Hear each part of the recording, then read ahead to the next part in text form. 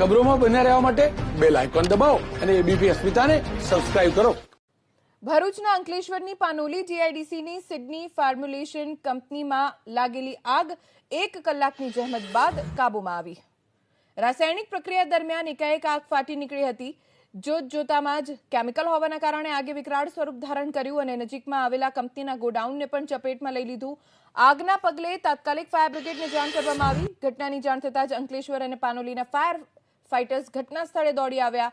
Fire ફાઇટર્સથી પાણી અને ફોર્મનો મારો ચલાવી 1 કલાકે આગ પર કાબુ મેળવાયો।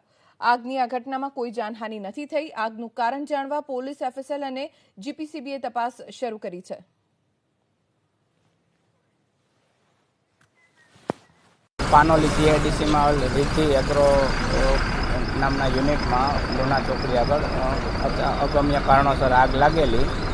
તો પાનોલી તથા અંકલેશ્વર ડીપીએમસી તથા પાનોલી પીઆઈ ઇન્ડસ્ટ્રીઝ કરીને ટોટલ 6 ફાયર ટેન્ડરો ફાયર ફાઇટિંગ ઓપરેશનમાં જોડાયેલા અને 1 જ કલાક બાદ આગ કાબૂમાં છે। કોઈ જાનહાનિના સમાચાર નથી।